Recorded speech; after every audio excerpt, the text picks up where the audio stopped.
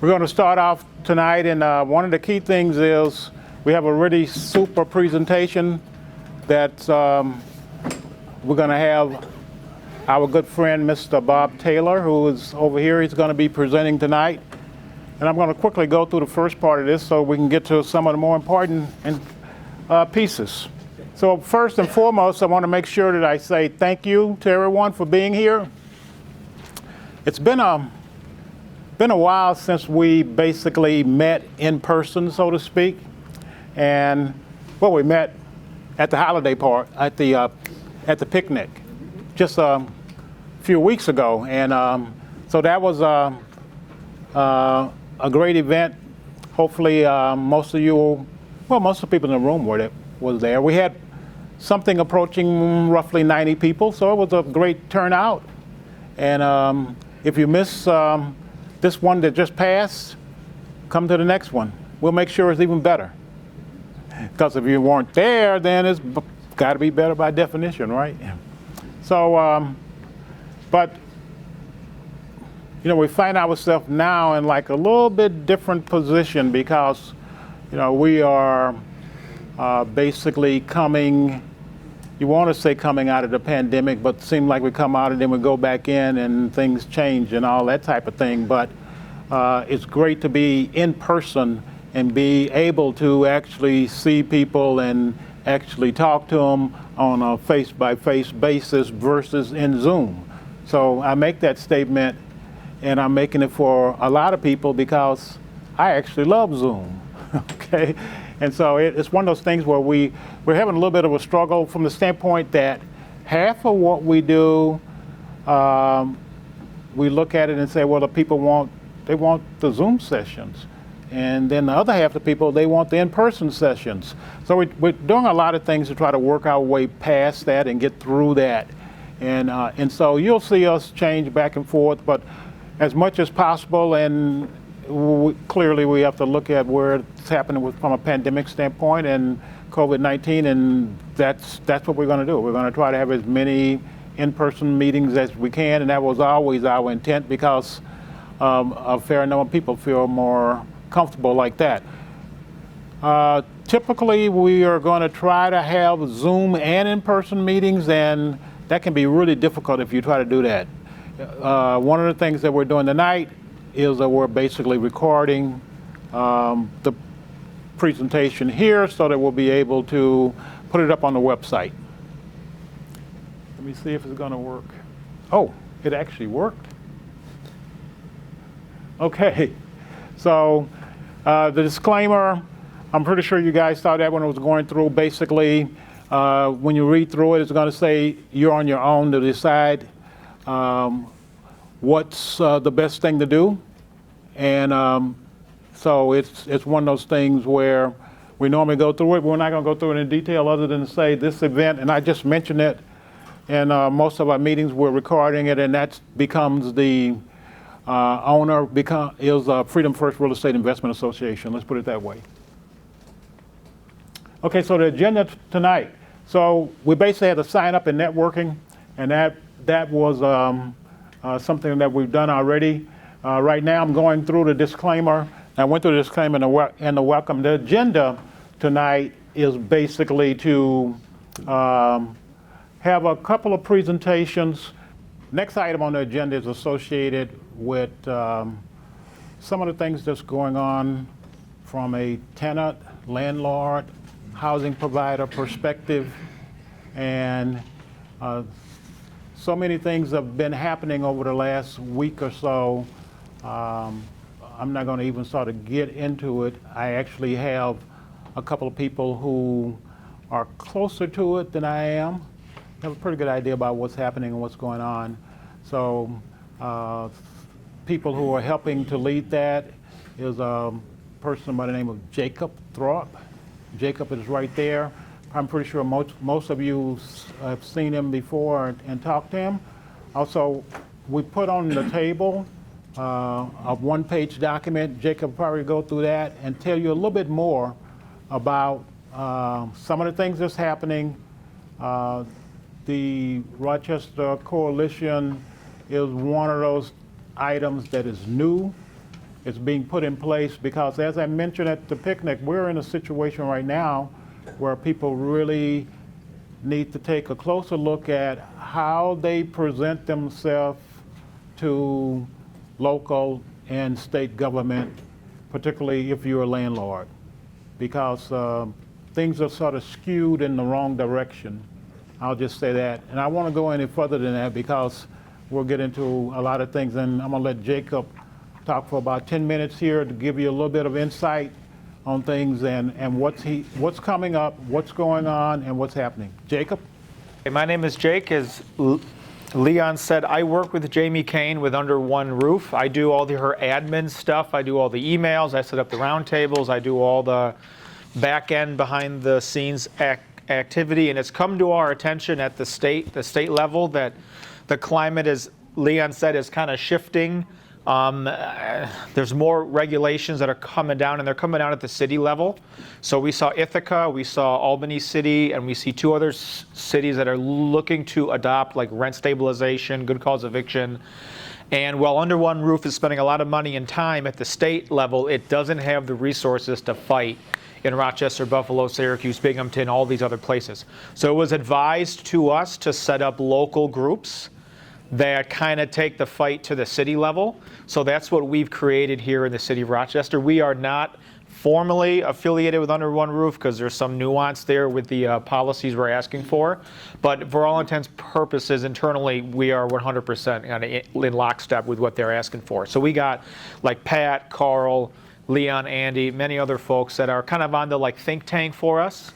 What we're trying to do here is to just get members to city council. I have a sign-up sheet. There's Carl was so kind to print out something off our website. All we're trying to do is we're trying to get the landlords' voices heard in the media and in city council. So what does that mean for the individual owner here? Is we'd like maybe once a month for someone to come out, a few of us to go out to city council. I'll give you scripting, I'll give you prompting on what you should be saying, and you can give a 2-minute talk to city council. They allow 20 to 30 folks to do that every single month. Currently, no owners really go and do that. Tenant advocates put on a nice theatrical show, and it's, of course, the only voice that City Council's hearing. So that's the voice that they're listening to. So we're asking owners to sign up and kind of get in alignment with our messaging and show up and try to tell our side of the story to help kind of turn the narrative the other way. The second thing we're asking folks to do is to do our little form there. You can't do on the paper, of course, but it's on our website. You Google us, you should be able to find our site. And what it is what we're doing is we're trying to get a repository of folks that kind of own property in the city that agree with the positions that we have, which are on our website. Let's no good cause eviction, no rent control, and then we have a few other things. So, and the more we have that are like, hey, I support this and I own 35 units, or I support this and I own 200 units, it helps build a level of size to our messaging. And we have 2,000 units in the city that support this cause. It gives some weight to what we're asking for. And that's really about it. We're not looking to have meetups or anything else. I mean, all we're doing is advocacy. So all we really need is a little bit of data and a few people to come out and sign up to go to city council. And that's about it. Pat, Carl, did I miss anything? Yeah, Matt mentioned the Monday night prep session. Oh yeah, so thank you, Carl. This Monday night, so if you're going to go to City Council, I have a hard copy sign-up form here if you'd like to sign up. I'm going to do a quick video call Monday night. So one of the key elements of success in this is we have to be on message. That's kind of where we're getting our butts kicked, is we have to be on the same message when we're talking to media, we're talking to council members. So I'm going to do a quick session. If you can, make it awesome, where I'm going to go through our messaging. I'm going to have like scripting I'll hand out, or I'll email out. So when we show up, we're kind of reading off the same playbook. So that's going to be, if you sign up using this form or my Google form, you'll get emailed that information along with our scripting. Is there anything else, Pat, Carl, Leon, that I may have missed? That's about it. Any questions? Okay. I am done. Okay, so let's move along here to the I'll say it says introduction and kickoff, and it really is just some comments associated with our main guest and our main speaker. So, talked about under one roof. Some of these items here we won't go through in detail because we're a little bit pressed for time. So tonight, it's with great pleasure that I have Bob Taylor here to give you the main presentation associated with real estate investing. I had the opportunity to briefly look through his presentation, and all the folks sitting in the room, they say, wow, gee, Leon's gonna say it's dynamite. No, it's kryptonite. It's a lot better than dynamite. It's unbelievable. Some of the things that he and his wife Sue have done in the last 10 years associated with their portfolio associated with real estate investing. And you know, a lot of time you hear about people that are, you know, they're not from around here. They're from places like Nevada, or you don't hear many people from New York City, but Florida, okay? And they're just killing it. They're doing really, really great. I know many of you can probably attest to that. But Bob and Sue, they're right here in our area, less than 45 minutes away in Canandaigua, New York.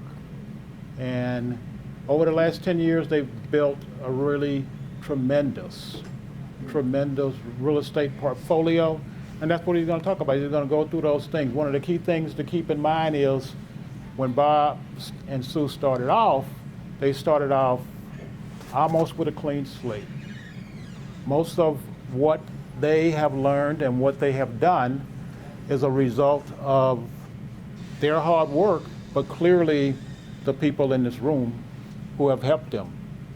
You know, and I know there are several people that fit into that same mold, you know, and maybe some people who are wholesalers.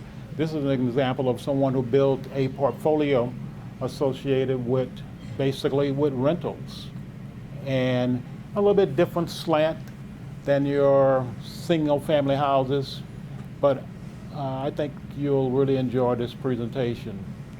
So it's going to take me a couple of minutes to get set up to move to the next presentation so that Bob will be able to show his items. But while I'm doing that, give him a welcome. Bob. Okay, thank you.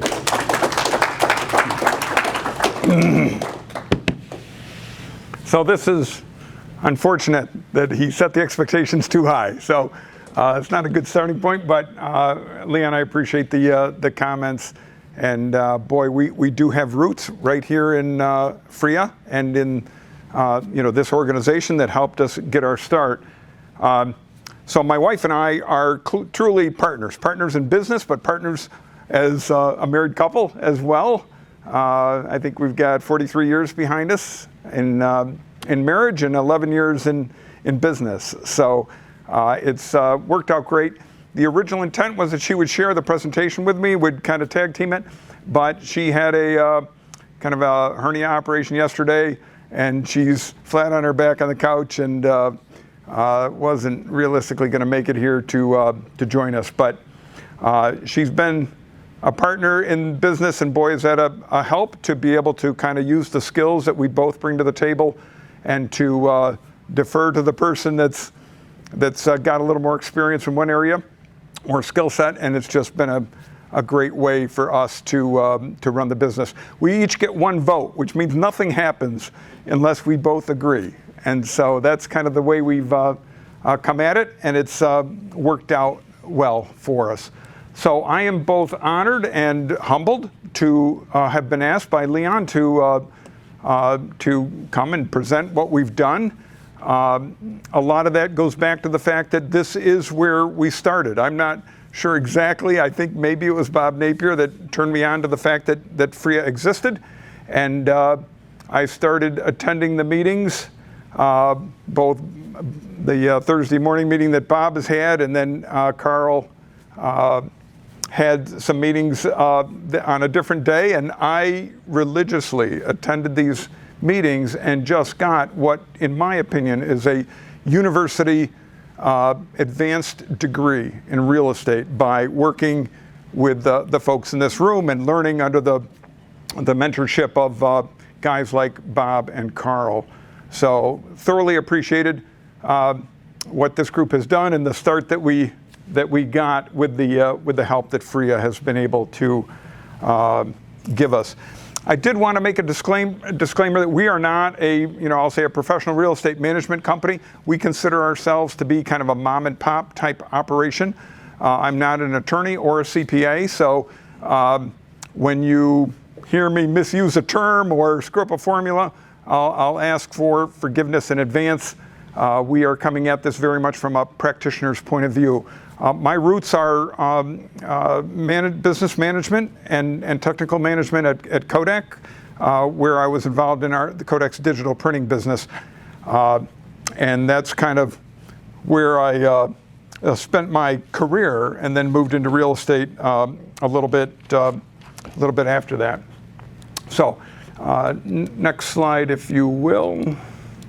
Yeah, so we've got an agenda here where I'll talk about our portfolio. I'll talk about how we got started, why we love real estate investing, kind of a key slide, some of our principles and organization, how we run the business, talk a little bit about the kind of the strange things of COVID and court experience, creating value, which is pretty key for our success. How did we take a property that was a poor performer and turn it into a good performer? What are the tools and techniques to do some of that? Talk a little bit about how we work with residents. We have a senior property, so that's a little different animal. I'll just talk about that a little bit and some of its differences and pros and cons. And then a few closing slides here on getting involved, winning with the government officials and real estate market trends, just, again, from kind of an amateur's perspective. Leon's told me that I really have only about 40 minutes here, so I'll move quickly. If someone does have a question to clarify the particular topic I'm talking on, feel free to raise your hand, and then general questions will be handled at the end of the presentation. So our real estate portfolio rate as of today is 105 units. You can see we have a total of 7 properties. This is 3 of our smaller properties. So down here in the red house is a 10-unit property. We have a 5-unit home, and then we've got a 3-unit over here.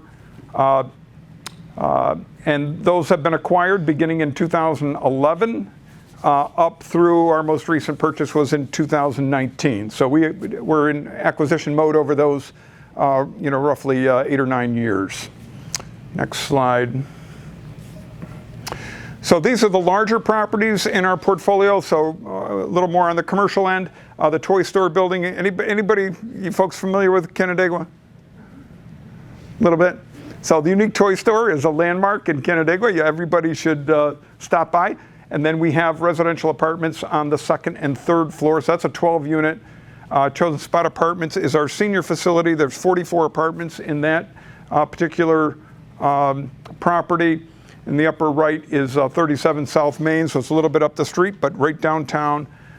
We've got about 8 units there, and then North Road Apartments is 23 units in more of a standard 1980s apartment complex format. 3 of the properties are historic, which adds both their pros and cons. There's a lot of pride in bringing back and caring for a historic property, but boy, there's a lot of difficulties and somewhat of a labor of love to work with these historic properties and the expense that is involved in bringing them back. Next slide. So this is a map of where our properties are located. So you can see that's Canandaigua Lake down in the bottom, and the city of Canandaigua. So all the properties are right along Main Street. 3 of them are on Main Street, and then the balance are just off Main Street. Everything is within a 1-mile radius. So we have a very tight geographic commitment, which was intentional. When we got into this business, we started off with getting some advice from people, and one of the key points of advice was to keep it geographically tight. And there's a lot of good reasons for that, and it's worked for us. We live a little bit outside of the city, but we can be at any of our properties in 10 to 15 minutes. And you can imagine when you get the call that of I'm locked out, it's kind of nice to know that you can be there in 10 minutes. I typically tell them you get one free one, and we go from there.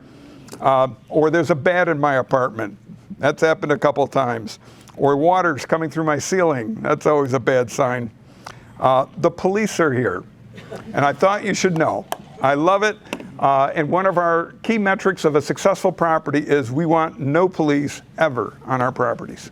That is just what our expectation is, and we've purchased a number of properties where the word was they're here every weekend, and that's simply about managing tenants and dealing with the people that are causing those kind of problems.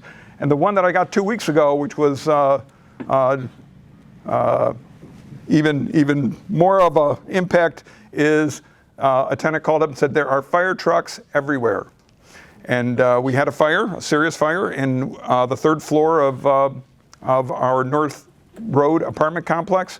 Nobody was hurt, thank God, but it was completely burned out the apartment. The 2 apartments below it were fully water damaged. They pulled the power to the building. We had 7 residents that were kicked out. Red Cross showed up, did a wonderful job in helping us out, and that's been our latest challenge, but we're working through it.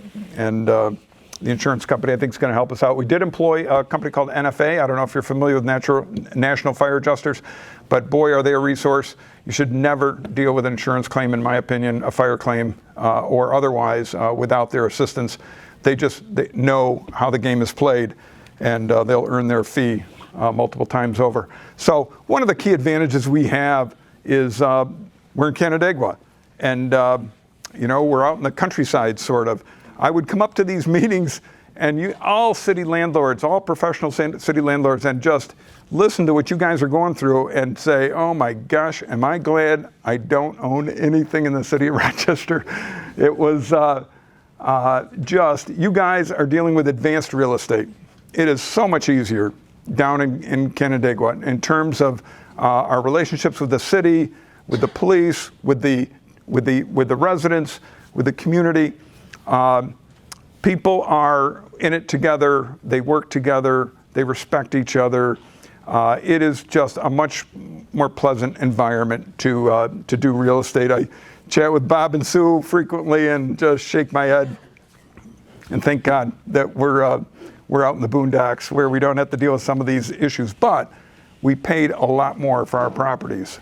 I would hear stories of buying doubles for $20,000 and $30,000 and $40,000. Never happened in Canandaigua. Our best purchase was $100,000, and we were most of them were more like $120,000 to get a double in Canandaigua, and that's years ago. They're $200,000 now, $180,000 to $200,000 for a double at this point. So there's pros and cons.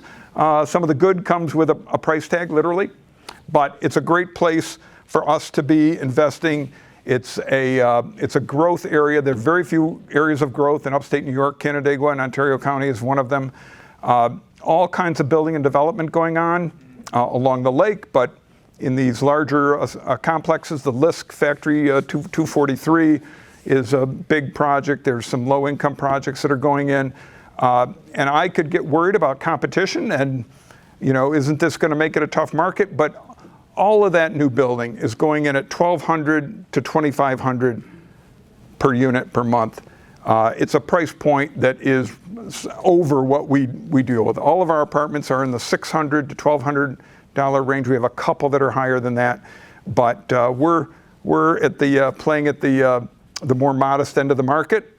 And even though this growth is taking place and people are investing, I think there's still going to be lots of opportunity for people that want and need an apartment in the the $600, $800, $900 range. So we're optimistic. When you look at some of the trends in just the last 18 months, this concept of exiting cities moving to what they call now the exurbs, not the suburbs. People don't want to move to the suburbs, that ring around a city. They want to move to the next ring, outside of the suburbs, which is Victor and Canandaigua and Farmington, at least down in the direction that I'm headed. So there is a trend to move to the types of towns that we're involved in. Down in Canandaigua, some millennials are, I'll rent, I don't want to own. That's a value of millennials. Remote work is permanent. This is not going to go away. Some people will be called back and say, well, you got to be in the office 2 days a week. But we have people from New York City moving to Canandaigua because they can work remotely for their entire time. They never have to be in the city. But if you had to go to work twice a week and worked in Rochester, you could easily live in Canandaigua and put up with that commute for a couple days a week. I did it to Kodak 5 days a week and put up with it. So there's some neat trends that are continuing to give us opportunity in Canandaigua. Next slide. So key portfolio facts, we've covered some of this. 7 properties, 18 buildings, 105 units. That's the breakdown. We have a couple of apartment complexes and then some smaller units. I think about 6 of our units are commercial or retail. Our gross income is about 1.1 million. Our average rent per unit is about $854. And I say everything's in the city. One property is on the other side of the road, so it's in the town, but it's as close as you can get to the city. There's advantage to being in one political entity because you can build relationships with whoever you got to deal with. Hopefully it's just the inspectors and the code people and the government officials and not the court system, but you can deal with all of that and understand their procedures and the like and simplify your life if you're tight in one community. Some additional attributes. So we have scale, we have diversity from the standpoint of apartment complexes, we have a senior facility, we have mixed use buildings. We have 5 of the properties are in residential areas, 2 are in the downtown district. We don't have any single families, and we sold our doubles. And this is to be perfectly honest, I can't make the numbers work on a single family home. That's just in Canandaigua anyway. And the doubles were just right next to that as marginal performers and a little bit of, too much headache. One roof for 2 units versus, one roof for, 6 or 8 units is a preferred model from our perspective. In Canandaigua, a 1 mile radius, high demand for our apartments. Many of our apartments, probably half the time I never even advertise. It comes word of mouth or different approaches, but we are able to rent very quickly without a whole lot of effort. Most of what we have are studios or loft type apartments, or 1 bedroom or 2 bedroom. I think I only have 1 3-bedroom apartment, so we stay on that lower end. We pay a price for that too, with I think higher turnover because you're dealing with a younger crew that moves a little bit more. But that's the sweet spot that we have found. I think I mentioned we had a strip plaza. If you've been in Canandaigua, it used to have Mark's Pizzeria. Now has the Indian restaurant. And anyway, we sold that and did a 1031, sold an 8-unit strip plaza in Canandaigua and bought for a higher price a condo in Southern California. So it's just the crazy pricing that you've got out in California. But one of our daughters and her husband and 6 boys live there, so we've got some compelling reasons to get out there. And so we made that move and took advantage of the 1031 approach, which hopefully will continue to be an option for us, but maybe not, depending on where things go politically. Quality long-term tenants in our retail and office, so that's helping us. We have a great team of people, of contractors that help us out. Quality properties, at least we're trying to make them quality properties. We invest heavily in bringing things up to a higher level. Our tagline, kind of our motto is apartments that you will be proud to call home. and buildings that we'll be proud to say that we own. Those are kind of the two of our objectives as we both purchase and manage property. We try to stay on top of maintenance. We upgrade the apartments. Sometimes the guy never leaves, so you can't do it, but when we can, we upgrade. And then I've mentioned some of these favorable real estate trends that have kind of been a little bit of a wind to our back that's helped us out as we've gone forward here. So this is I'm calling it a pro forma P&L. I've made some adjustments to it because things go up and down, and what you declare an expense and capital investment has some grayness to it. So I have substituted a couple of industry averages. So I don't want you to take it as gospel, but it gives you an indication of where we're at and what we're doing. The $1.1 million as gross income. We did use standard industry factors for management, repairs, and vacancy. Our net operating income under those conditions is about $675. And that gives us a nice operational income as a percent of income of about in the range of 60%. And it gives us a cap rate based on purchase cost of 12%. That would be a lower number if we factored in current investment in the property. So I'm just giving you the bright picture here of this is what we paid for the property and we're returning 12%. But if we added in what we've invested in the properties, it would be lower. It would be 9 or 10%. Okay, debt. Just a comment on we financed everything, and that's partly to stretch our capital. We only had so much of cash that we could deal with, so we went to banks for everything, and we have mortgages with Evans, Reliant, and by the way, a plug for Reliant. I love Reliant. If you want to deal with some hometown folks that are just keep it simple people, they are wonderful to work with. Kennedy National has one, but we have private lending from three of the former owners. Gave us owner financing, so that's helped us as well.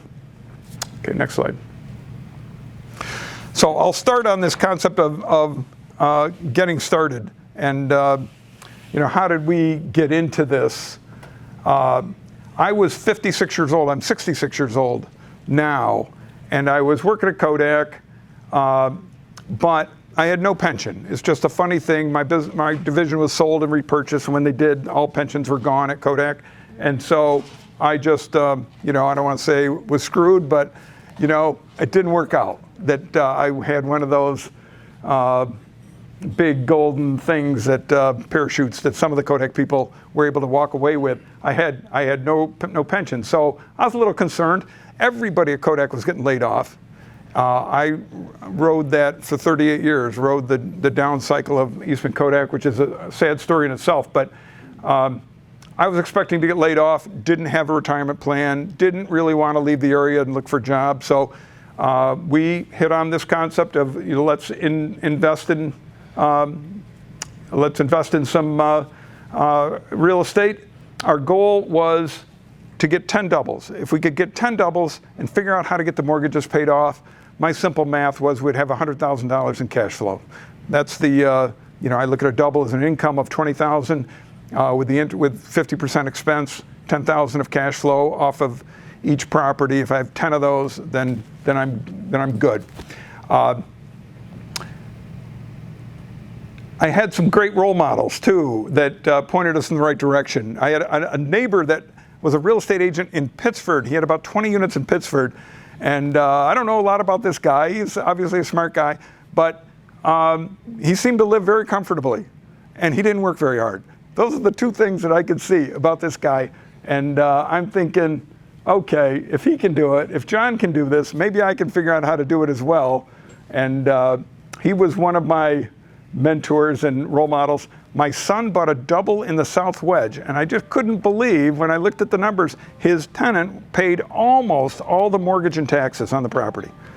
It was just, he was living for free. I go, this is insane.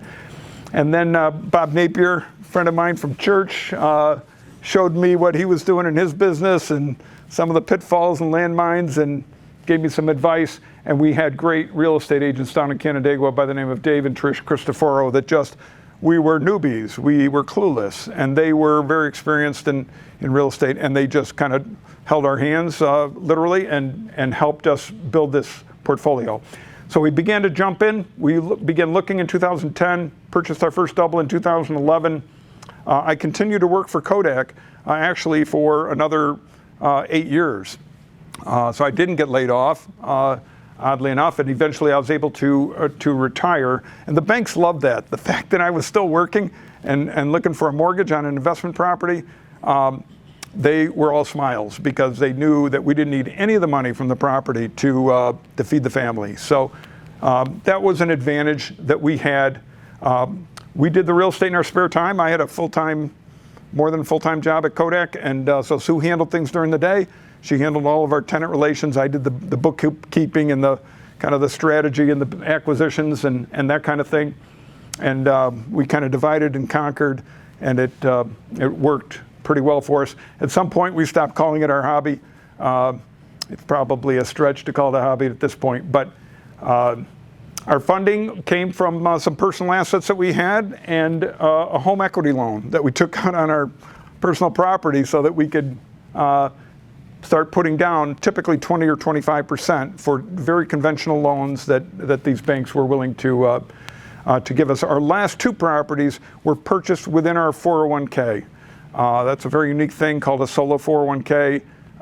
It's a very narrow piece of the 401k legislation that allows you to own real estate under some very restrictive conditions, but we qualified, and so we have been able to use our 401k assets to purchase two properties that are actually owned by our 401k. So here we are 10 years later. Instead of 10 units, we have 105. I mentioned I did retire. We called our company Next Phase Plan because it was the next phase, moving toward retirement. And we started off with that double and then moved from there with the acquisition of 10 or 11 properties, but we still are holding about 7 of those. Real estate is wonderful. What a neat industry. You know, I did the corporate thing with all of its pros and cons of being in a corporate world, but you don't own the business, you don't make the final decisions, and there's always somebody that's wants to either question or second guess what you're doing. And when you open this kind of a business, a real estate business, it was just Sue and I. Whatever we wanted to do, we did. And of course, you've got customers, as I'll say, as bosses. You have people that you're accountable for. But the freedom of running your own business was just nothing short of refreshing. So we consider it fun. We actually enjoy the work. Sure, there's some difficulties here and there and some challenging confrontational issues that you've got to deal with. But in general, we saw it as fun and a hobby. It's diverse. You pick the niche that you want to be in, whether that's buy and hold, which is what we do, but flip, lend, rent to own, residential, commercial, short-term, manage properties, remodel, restore. There's just so many different areas that you can focus on depending on your skill set and your interests. It's about relationships, working with your residents, of course, but contractors, other landlords, vendors, city officials. It's fun to both build those relationships, many of them become friends, and to create this kind of team of people that you work with for mutual success. It's local. You get to go know your neighbors and your community. That makes a difference, I think, in the way you run the business. It's service to mankind. You are helping people, whether that's simply with a good quality apartment at a fair price, or, which we're careful about, but stepping into their lives. And I'll tell you, the landlord business gets very personal very quickly. When people lose their job, or when there's a domestic dispute situation, or divorce, or on and on, you're trying to get paid, and they're trying to explain to you why they can't. And you're in the middle of a very deep personal problem, and you got to figure out how you're going to deal with that. In some cases, we jump in and try to help. And that's rewarding when it works. It's frustrating when it doesn't. But that's a choice that you've got to make, and when it's the right thing to do. working with a good team and being part of their success. So we have contractors who we are helping them become successful. And it's a good feeling to know that you've got somebody who's honest and reliable and hardworking, and you're helping to move them up to the next step in their business. It's profitable, of course. Let's face it, that's why we're here in some respect. It's forgiving. Mistakes are recoverable. If you overpay for a property, okay, your timeline just moved out a little bit, maybe, to get the profitability that you're looking for, but you can fix it. You buy a property with a big problem that you didn't know about, okay, it's a setback, but time heals many wounds in the real estate business. You keep paying that mortgage down, you keep upgrading the property, you keep raising the rent, and pretty soon it's forgotten, and you've got a very nice property on your hands in spite of some of the issues that you might have had. It's creative in financing and how you use the property, maximizing profits, finding tenants. It's about management. We enjoy solving problems. It's about numbers. We enjoy doing the analysis that's required. But the key thing that just strikes me is that almost anybody can succeed. I am just amazed at the people that I run into, and they found a market, they found a niche, they found a match for their skill set, and they're successful. And maybe they don't have a great education, or maybe they aren't the smartest financial person and aren't real good with an Excel spreadsheet, but they have figured out how to be both successful and profitable in the real estate business. And it's refreshing to be able to work with people where your entrepreneurial spirit can be unleashed, and you can be successful if you do a few things right, get good advice, stick to persevere, work hard, and you can be successful in this business. And we've seen it time and time again. When we acquire, so we've mentioned geographically focused, we buy and hold. We look for an attractive cap rate or a path to an attractive cap rate. Of course, cap rate being essentially the operating income divided into the purchase price that you've put into the business. So the question is, how do you work that formula? What can you do with that property? What is your vision for the property of what it could be in 2-3 years, maybe 5 or 6 years? What can you see that the other people looking at this property don't see in terms of its best possible use and opportunities to either reduce expenses or to take the rents up? And I'll go through a few of those in a couple of slides. We maximize debt, I mentioned. Whatever they'll let us get away with on the down payment, we would put the smallest amount of cash and leverage as much as we could. And I'm trying to think if this is where I talk about, at any rate, this investing market with interest rates in the 4 and 5% is just unprecedented. And boy, has that been a gift to us over the last 10 years to be able to purchase properties at those kind of interest rates and have such a low expense on the interest side. We were always fully committed to fixed rate loans because with the money the government is borrowing, why interest rates aren't at 20% is beyond me, to be perfectly honest. But it's beyond me because apparently I don't understand the big economic picture of how things are functioning. But I was just fearful that interest rates would double, would be up at 8 or 9 or 10%, and then your models fall apart real quick at those kind of numbers, unless the prices drop rapidly, which they will do if interest rates go to those numbers. That's just the way the system is going to work. But we've been blessed with this kind of an interest rate environment. They've just been. I didn't need to get fixed rate loans. I'm glad we have them, but and we're actually refinancing some of the loans that where we can get better numbers at this point.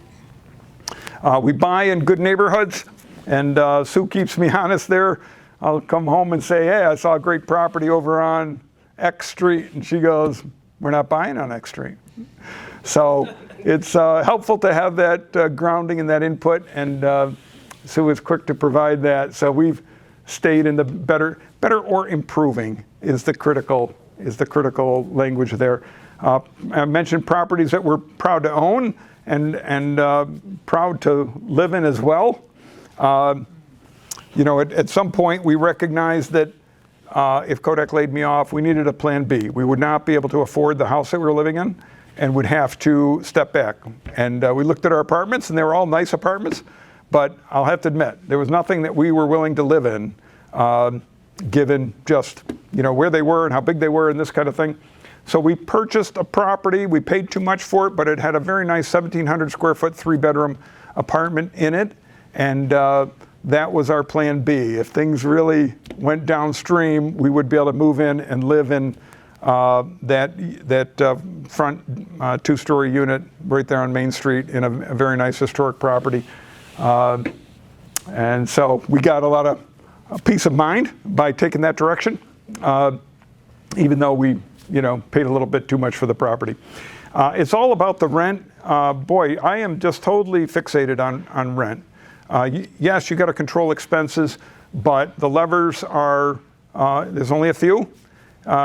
Most of the time they're going up, and your key factors you have little control over: insurance, property taxes, utilities. You've got some control, but it's modest. So we focus on rent, and we use the gross rent multiple as our key quick metric to look at a property and say, okay, what would we be willing to pay for that property? And we simply look at the annual rent times whatever multiple we're comfortable with.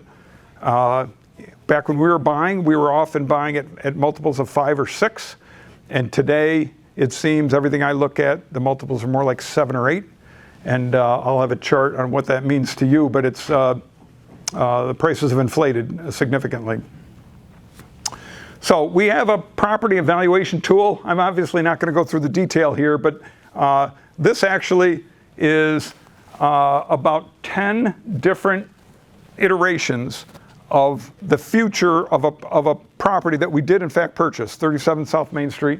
And so we start with the basic inputs of, what is the income, what's the financing going to look like, breakdown of rents, what the expenses are all going to be down through here. So we end up with our operational net income, and then we go into the metrics of cap rate and return on investment and cash flow, and this kind of thing. So it's sort of personal in that we built it so that we can use it and we understand it, but we start with gross rent multiple, but we do dig in and dive into the details so that we can understand, number one, what are all those key inputs that you better understand in terms of what are the utilities really?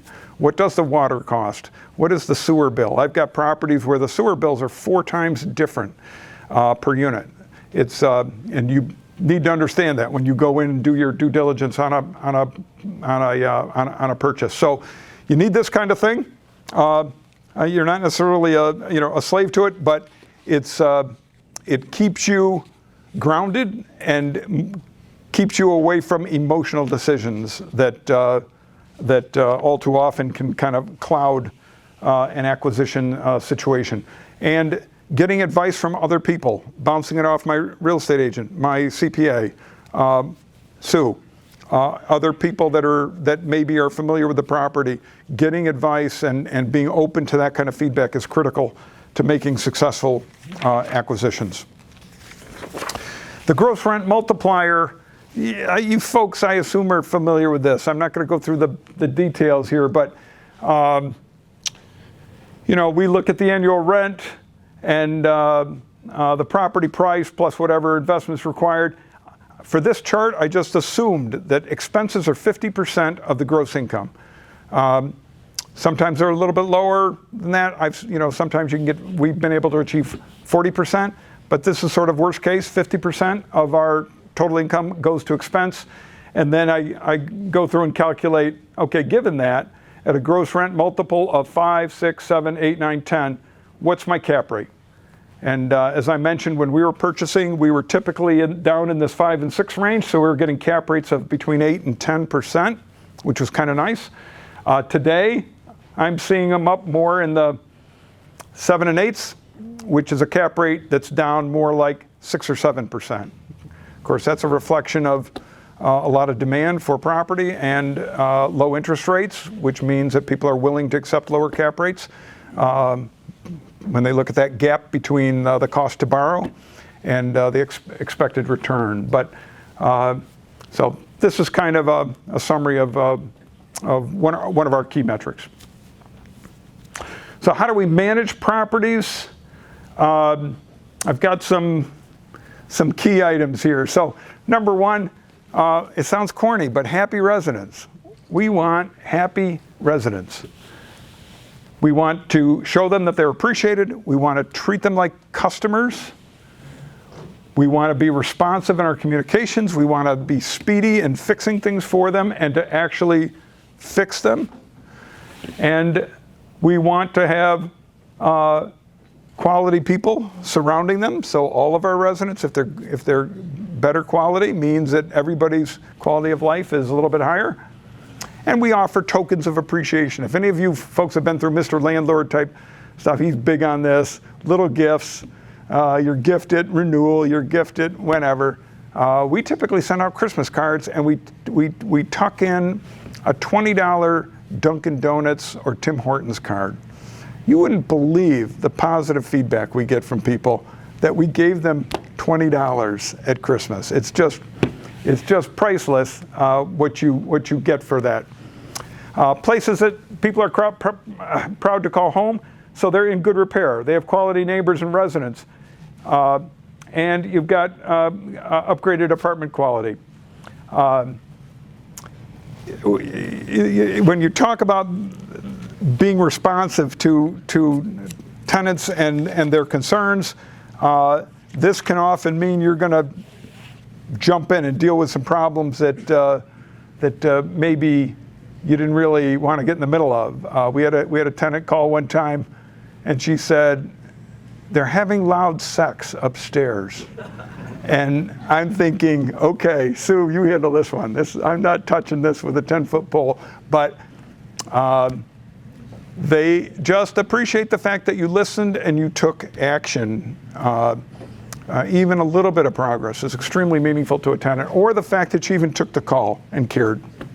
We hear horror stories of landlords that don't even respond to complaints that are impacting their quality of life in their apartment. We had a commercial unit that was complaining about marijuana smell in their store.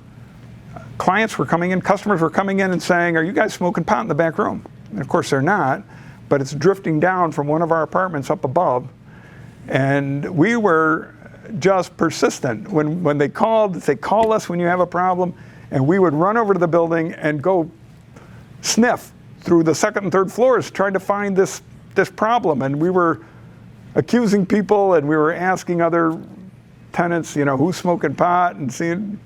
It was just a difficult situation. Finally, we just declared it an emergency, that there was smoke in the building, and we're entering every apartment. And we just knocked on the door. If they answered, great. We said, we want to come in. We're investigating a smoke smell. And if they weren't, we just went in. And you could go in 5 feet, take a breath of air, and walk out, because that's all that was required to understand whether you got this marijuana issue. And finally, the last apartment we go in, we open it up, and there's 2 bongs sitting on the kitchen island. And I go, okay, we found our culprit. And that led to a confrontation that's been settled. But even though, and this is going to be a problem, because pot's been legalized or is being legalized, and it's going to be sold. There'll be smoking lounges. People are going to feel entitled that this is my home, my domicile. I'll smoke pot whenever I want. And our lease is clear. There's no smoking of tobacco or any other substances on this property, not even outside. We do not allow smoking on the property, period. And people rent from us because that's in the lease. They do not want to live in a building where there's smoke smell. And it puts a burden on us to enforce it, but that's our pitch. If you're smoking in the building, you got to leave. That's not, or stop it. You got 2 choices. But I can just see this is going to become a problem as we head into this new era of cannabis consumption. Okay, and we build a good support team, competent, self-directed, trustworthy people are critical. Simple expectations of our our tenants. We have a 6-page lease, but another landlord out of Geneva told me at one point, he said, I really expect 3 things: pay the rent on time, take care of your place, and be a good neighbor. If you do those 3 things, you've met the lease. And it's just a nice talk track when you're dealing with trying to explain a lease to a new resident. They often, they don't even want to deal with it. It's too much detail. But if you can give them those 3 points and they can kind of comprehend that this is what it's about, living with other people in multi-unit buildings, they can relate to that, I think, and help out. And lastly, we live life and run our business as followers of Jesus Christ. This is just something that grounds us in what our priorities are, our ethics are, our business principles, and it's just been a part of what is core to the way we do things, both in real estate and in life. So this is our org chart. You can see over here on the far left, the employees is none. I don't want any employees. I had a part-time employee for a while. What a hassle in terms of the payroll and the workman's comp and the timesheets, and we ended that. So we use all contractors, even for 105 units. This has not been difficult for us. We have a person that cleans. We have a handyman that works part-time for us. 20 hours a week. We have an apartment turnover remodeling contractor. All these people are doing work for other people. They are running legitimate businesses, and they are not our employees, either imputed or real. We have people for skilled repairs and major construction projects. That's another very skilled contractor that works with us. We have a lawnmower and a snowplower and a landscaper. We have a plumber and electrician, roofers and HVAC. And then finally, our professional team of attorneys, CPA, and real estate agents. But this is the team. And the key to success is to develop loyalty and commitment with skilled people. And part of having skilled people on your team means you're going to be willing to pay a legitimate wage. And we do. We're okay paying fair market rates for people that do good work and have a high skill set. And then we return by giving them a reasonable amount of work that helps build out their work schedule. And they appreciate that, and it sort of works together. You do need to be prepared when it goes south. They choose to leave, move, retire, whatever. You better be ready to fill that hole. Or if it's not working out, you better be ready to make the tough decision of, okay, I've got a backup plan here, another individual that I can bring in to help. So that's part of the plan as well. So COVID, this has been a nightmare for real estate agents, or for the real estate industry. And when this thing first hit in March of 2020, we went through our list of tenants. We know where they work, and we said, oh my gosh, 25% probably are going to lose their jobs because they're in some form of hospitality industry in general, and all those people were pretty much put out of work. Then as soon as they allowed this, we moved all of our mortgages to forbearance, which just means you're moving the interest to the back end, but you don't have to make any payments. We took that move right away because we were just fearful that our cash flow was going to plummet and we would be in trouble. We did it for 2 months and then realized everybody's paying. We didn't have any rental issue for the first 2 months of COVID. And so, okay, we went back to the banks and put them all back onto the normal payment plan. We did end up with 2 late payers, but they were late before COVID. They were just, I don't want to be demeaning, but they were just bums, and they just saw this as another opportunity to extend their inability or unwillingness to pay the rent. But miraculously, they voluntarily left over the next 6 months. They just moved on, which, there's no eviction, so we couldn't have done anything. So it was just a blessing that they chose to do that. So our financial impact due to COVID is pretty minimal, and I understand we're, lucky and fortunate that that's the case, but it has worked out for us. And again, I think part of that is the nature of the Canandaigua market and the type of people that we're dealing with. We did skip all rent increases. I think maybe by law we had to. I'm not sure, but we did not attempt to raise anybody's rent during 2021. Court experience, we've been in court 3 times in 11 years, and we have not had an eviction in the past 5 years. The 3 times we were there, we had favorable rulings in terms of a warrant of eviction. The court system is supportive, is just in Canandaigua. It's just our experience. The judges seem to understand that we're running a business, and we've got to, collect rent. All of the cases we went for were for back rent. We haven't bothered with judgments only because we just want to end it. We don't want any more emotional turmoil in continuing to pursue it. We just move on. And we only take this route after we've tried everything else with the tenant. So typically we're in pretty deep by the time we're in $3,000 or $4,000 typically by the time we get to court in the 3 times that we did.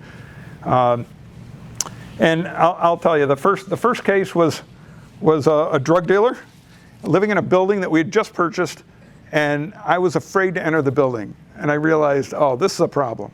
You buy a building and you're afraid to go in is not good. So this guy hadn't been paying rent, and we were fortunate that the court supported us in moving him out. The second person was a serial liar. You've probably dealt with these as well. Yep, it's coming next week. It's the tax return. It's mom's going to help, on and on. And finally, in our naivete, realized she's never going to pay the rent. It's just not going to happen. And we took that right to the marshal showing up and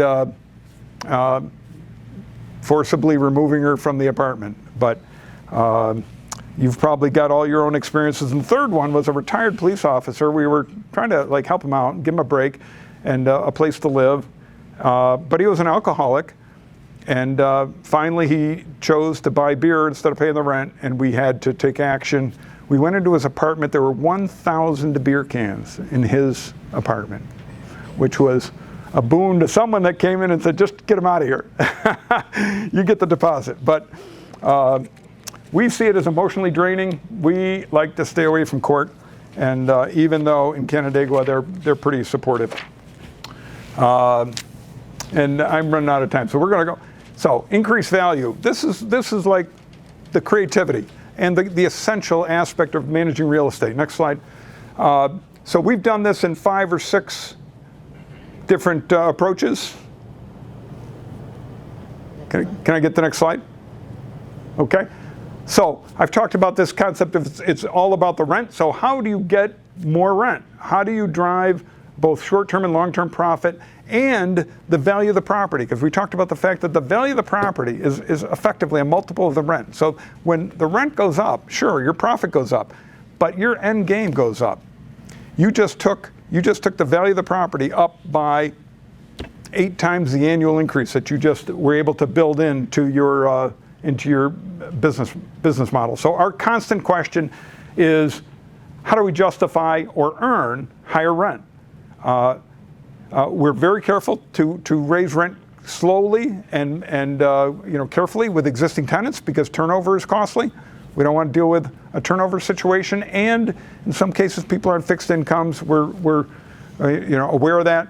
But new residents is where you test the market, where you can put in some amenities or some remodeling and look at what your competitors are offering and say, okay, I can up my game here a little bit with a microwave or a ceiling fan or a new floor, new paint.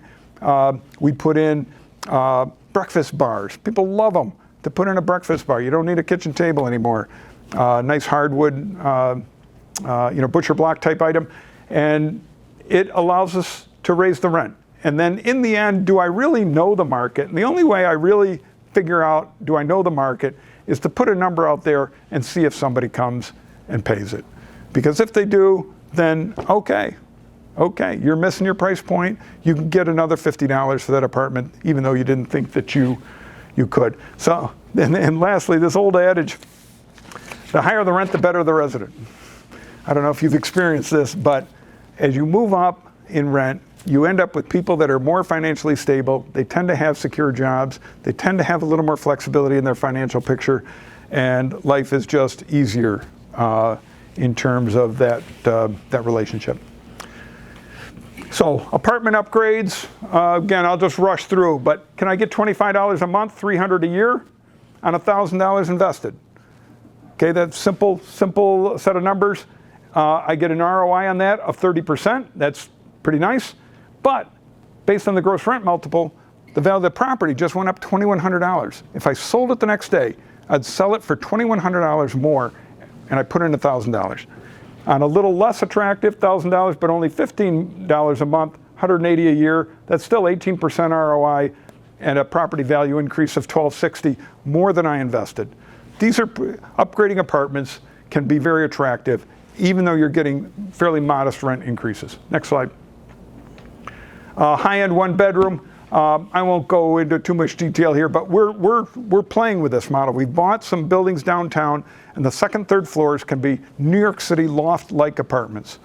But to fully utilize and get our highest rent, we need granite countertops, hardwood floors, upgraded stainless steel appliances, fancy faucets, the rest, right?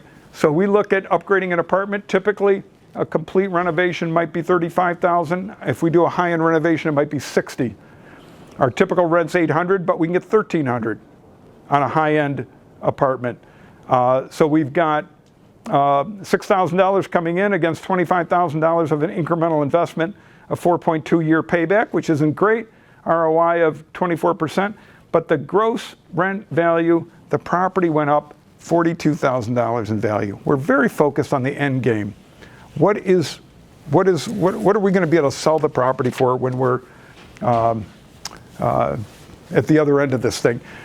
We've taken one apartment and made it two. So we had these big rambling apartments that really didn't work. They're downtown buildings. It wasn't a good fit to have 3-bedroom type apartments.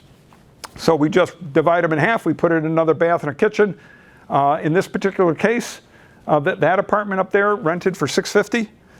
Each of these apartments rents for $650. In fact, now it rents for $725, and this guy's been here a long time, so I haven't had a chance to raise his rent. But we doubled our money on that investment. It wasn't cheap, but big payback. We just bought a building on Main Street. It had an abandoned radio station, 1,400 square feet, where nothing was there other than some offices and a sound booth, and that they had simply vacated 20 years earlier. So we buy the building knowing we've got 1,400 square feet of space that we can turn into, that we can monetize. And we built out in this section an apartment 5, apartment 4. We did them high end. We spent a lot of money. We put in $110,000 to build out those 2 apartments. Our return on investment is about 20% with a payback of 4.7. But the value of the building, I thought I had it on here, went up dramatically. And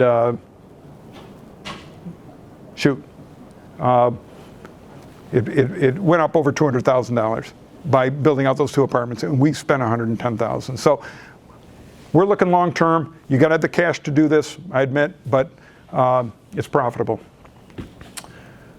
Utility cost to residents. We want all of our utilities, if at all possible, in the residents' hands so that they're accountable and they use them wisely.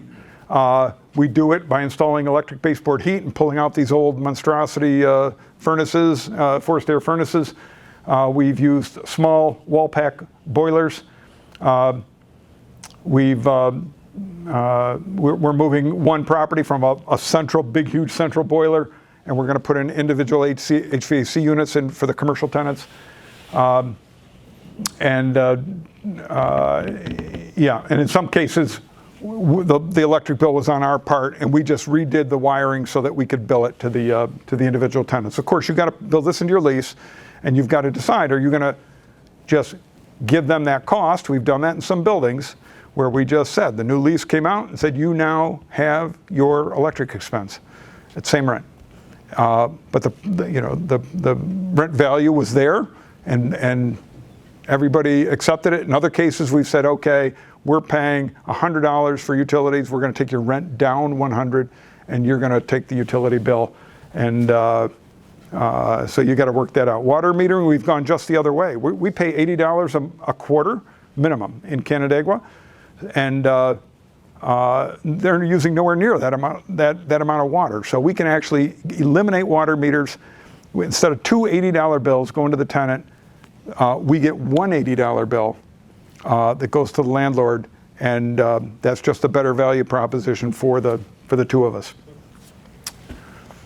Light remodel, you can make money here too. We typically, if somebody moves out and it hasn't been renovated in a long period of time, I'm talking 15, 20 years, then we put in new paint, new floors, new cabinet facings, whatever else, maybe faucets, toilets, vanities, and we'll typically spend in the range of $7,000, but we'll raise the rent in this example from $690 to $850, and we're good.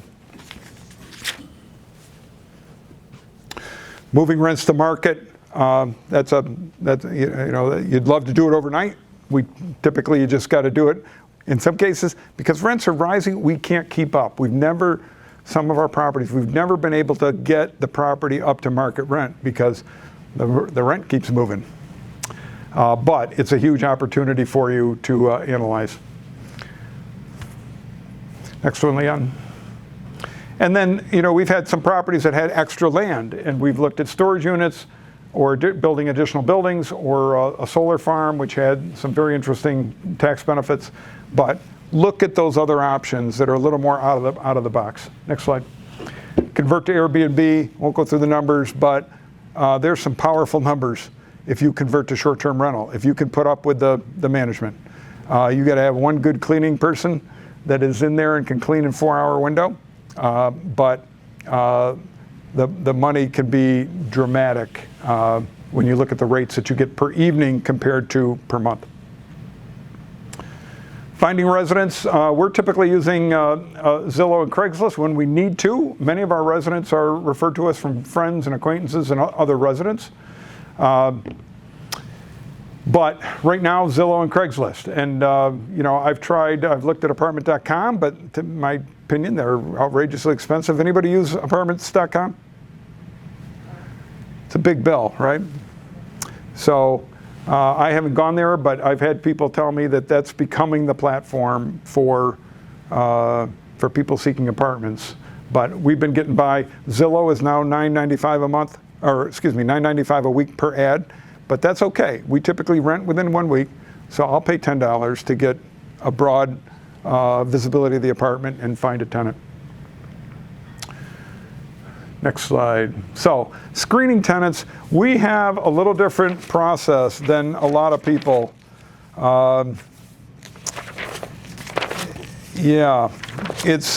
So we post the advertisement. We only give them our email.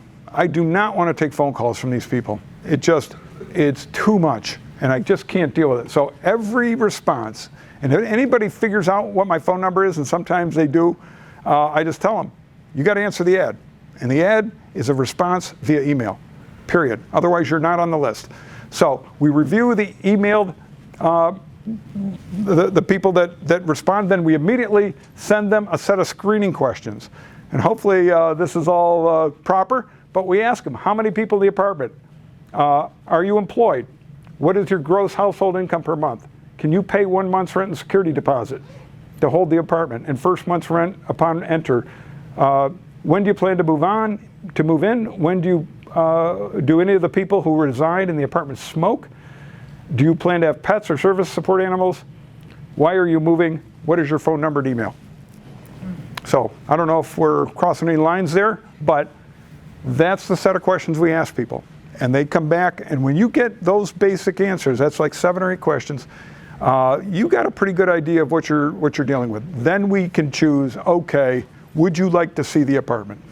That's our next question. If they, if they have reasonable income, if they have, they don't smoke, and they don't have pets, because most of our properties are pet-free, then we move to the next step and say, okay, would you like to set up an appointment to see the apartment? We screen out 80% of the people that are looking at our apartments by these two steps, and it's just worked for us pretty well. It's not foolproof.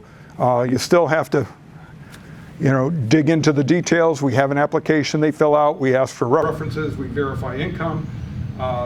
We do not do credit checks, believe it or not. We just haven't bothered, and I'm sure that's probably a deficiency in our process, but that's where we're at. Collecting rent, the only thing is I'm clear in that conversation when you sign the lease. The rent's due on the 1st. Ask your tenants when the rent's due. You'd be surprised at the answers, because a whole lot of them are going to tell me the 5th. The late fee kicks in on the 5th. The rent is due on the 1st. It's late on the 2nd. And you got to do this politely, because it's a little bit offensive to have this conversation. It's a little bit, you could be seen as treating them as a child, but you got to be clear. It's due on the 1st. And if you want to be known as someone who pays their rent on time, you pay in my possession on the 1st. If I get it on the 2nd, you are late, period. That's all there is to it. Your late fee isn't due till the 5th. And on the 6th, I text everyone that hasn't paid and say, I do not see your rent. Did I miss it? Most of our people put their rent directly into Canandaigua National Bank. They just, we don't touch rent. It goes right into our bank. I don't see it. Did I miss it? And sometimes I did miss it. It went to the wrong account. The bank screwed up, whatever. So I'm cautious. Be careful with your words. You may eat them. Is that the expression? And most people just respond with, oh my gosh, I'm late. I'll have it in 2 days. And then you choose whether you push we don't push late fees in a big way. We do expect a firm date of when it'll be received, and then we talk live if there's an ongoing issue. I've got 3 more slides. Can I finish? Absolutely. Okay. Well, I want to respect their time too. So winning with residents, we've talked through quite a bit of this. Yeah. So you can see some of the things. We have a newsletter at our senior property. Oh my gosh, these people can't wait for the newsletter to come out. And it's a little bit of work, but it's a great way to communicate with people, and they love it. Rent increase is predictable at our senior property. Every other year, they get a rent increase of roughly 2%, and people, they're okay with that. They're on fixed income, they're on Social Security, a lot of them, and but if they know and you give them an off year, it's just a good formula that we found has worked at least with our senior people. Yeah, new residents always pay close to market. That's the winning strategy in that situation. So our chosen spot, I don't know how many opportunities there are to buy senior properties or to convert them. I don't know. This property was built, the residents, in 1996 when it was built. They said no way. They were protesting with the city. We don't want an apartment complex built in our neighborhood. We don't want all the noise and the kids. And they were going to shoot it down. The city was not going to approve it. And then somebody had the bright idea and said, what if we made it a senior property? And then everybody was okay with it. The builder was okay. The city was okay. The residents were okay. Oh, if it's 55 and up, there won't be any parties. There won't be any kids screaming. And so it won the day. And I'll tell you, the residents stay 20 years, 10 to 20 years. The turnover is minimal in this property. It's their home. They're very financially responsible. On the 1st, all the rent's in. It's amazing. They're good neighbors. They care for the property. I mean, I go into some of these apartments. They're now 20 some years old, and they look brand new because there's just no wear and tear on them with these senior citizens that just are careful. There's no parties, no drugs, no crime. And I'll tell you, somebody called me, wanted to buy it. He said there's 10,000 baby boomers a day retire in the United States. And a baby boomer that retires, my age, doesn't want to live here yet. But when they're 75 years old, this is exactly where they want to live. They want to get rid of that single family home that they've had for whatever, and they want to move into something that's easy to maintain, reasonably priced, and there is a huge market for senior type properties, coming right now and into the future. It does require a little bit of more tender, loving care. They want to change light. They'll want you to change light bulb, and you don't want them getting on a stool. So I go over and I change the light bulb for them. They have health issues. We provide no health support. This is independent living, and I'm clear. You have a medical issue, you call 911. That's it. Do not call me. I'm not involved. And they understand that, accept it, and it's been a great property for us. Get involved. I think it's, we have a valuable perspective as landlords, better than most, about what our community is, what's happening, what the community needs. Landlords can be a force for good. Often we're not perceived as that, but we can be a force for good. You've got valuable knowledge and insights, and participating in whatever form you can find is just a good way to go. It's helpful to your community. You can run for office.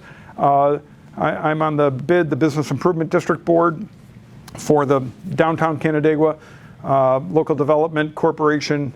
I sit on that board as well, and I'm on the Town of Canandaigua Economic Development Committee. So these are just ways to give back, but to provide valuable information.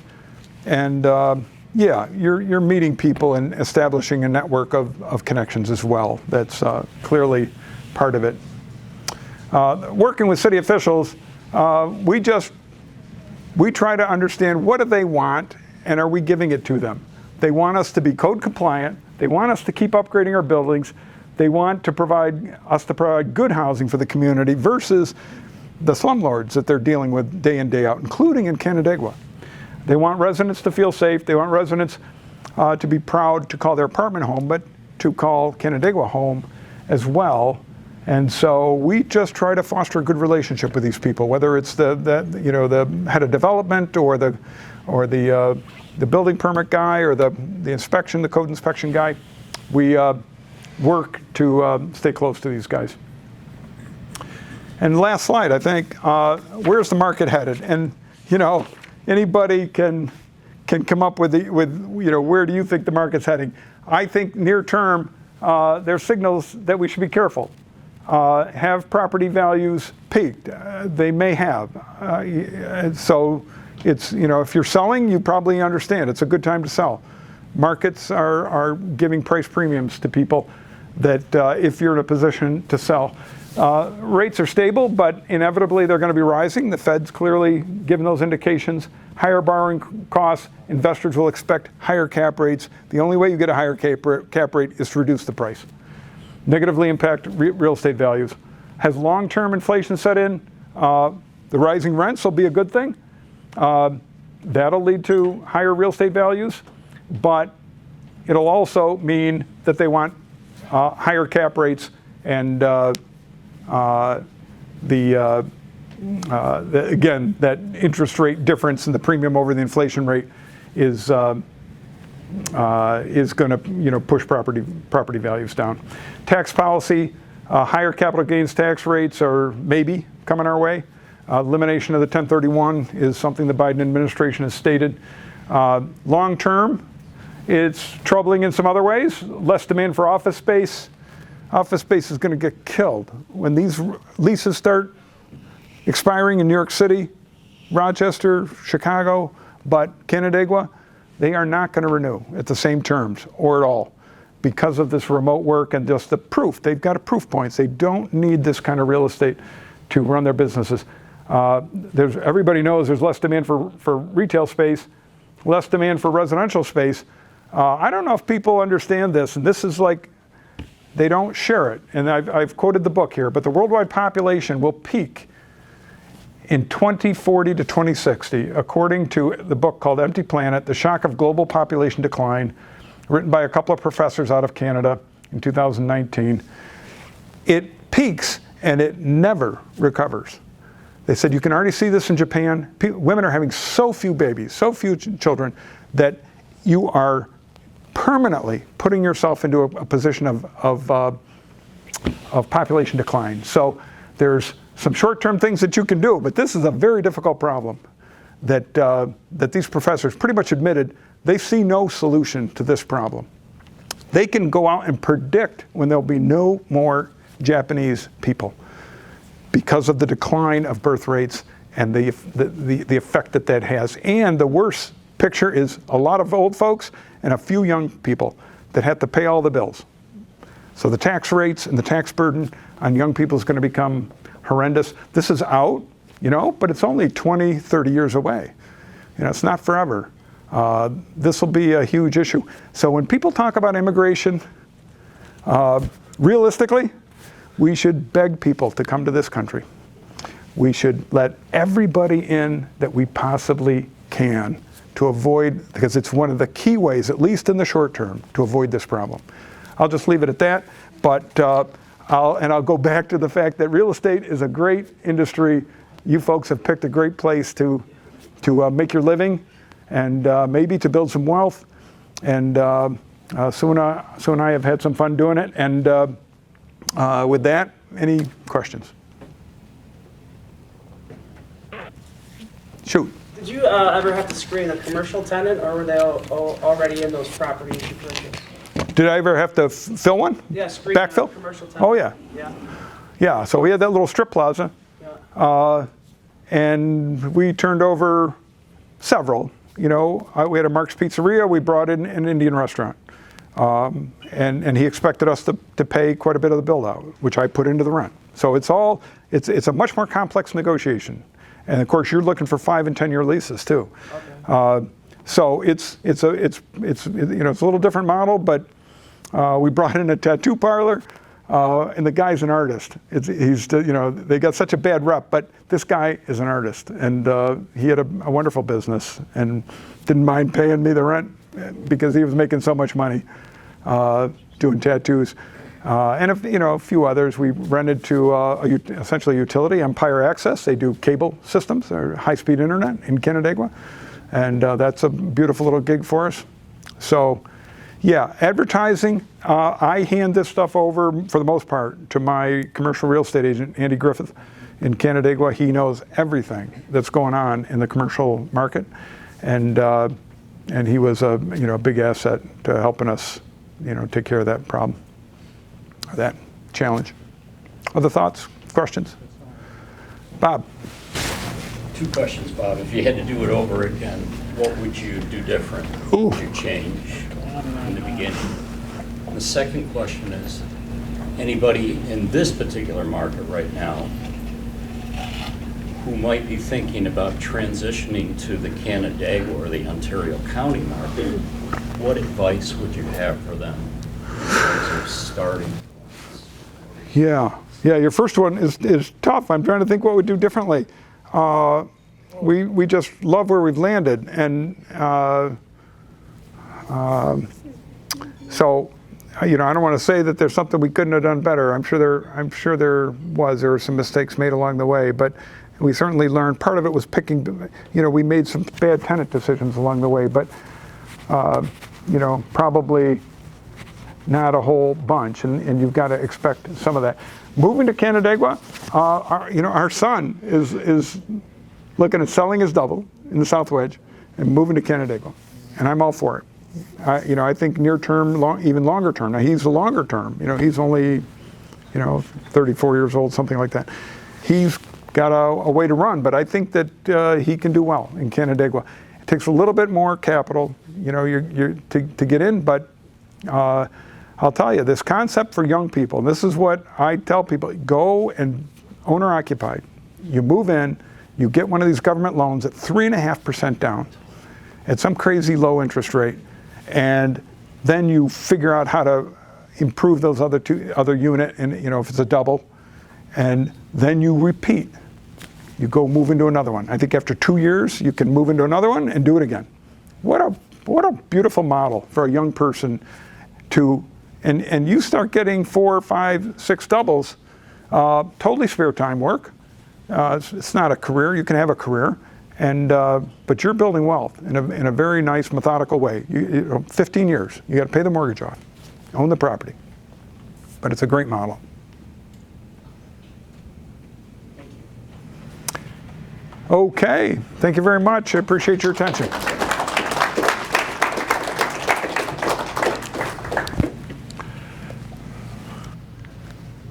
Okay, so I'm only going to take a couple of minutes so that you have a little bit of time to do some networking. One main item I want to bring up, well, first of all, didn't you guys think that it was a fantastic presentation?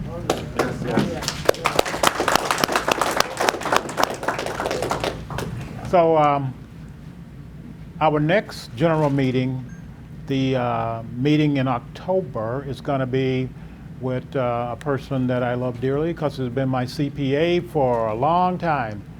Chris Sardone is going to come in and answer questions that you have associated with things like how do you handle what's going on from a tax standpoint associated with not getting your rent.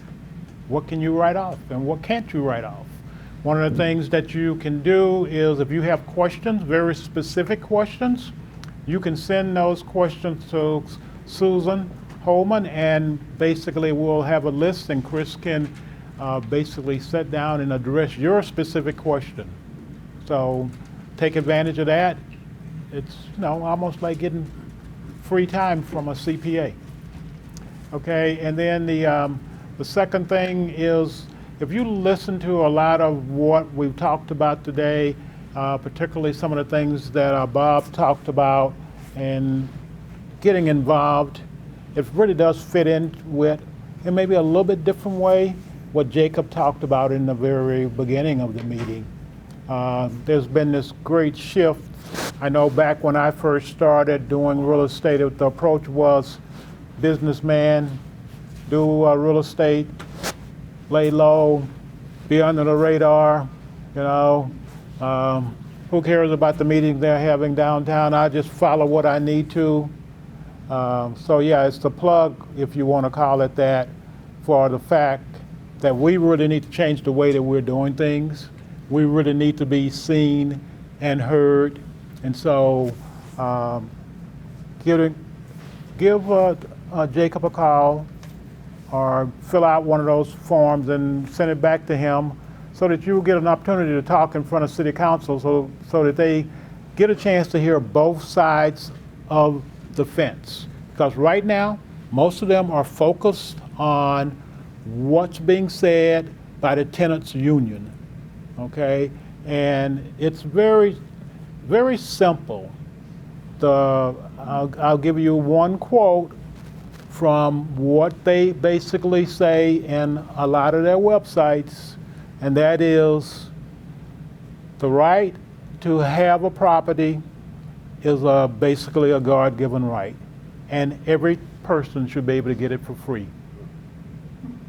So no, that wasn't a misquote. Jacob, am I pretty much on base with that?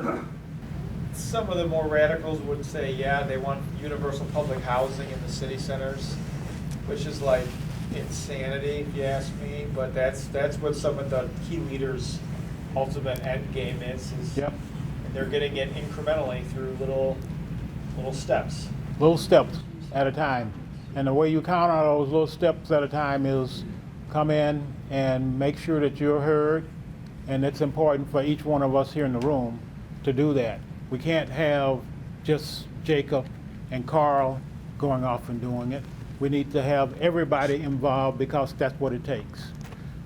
Okay, so with that, I'm going to end our meeting today. And thank you very much. We appreciate you being here and look forward to seeing you next time. Thank you.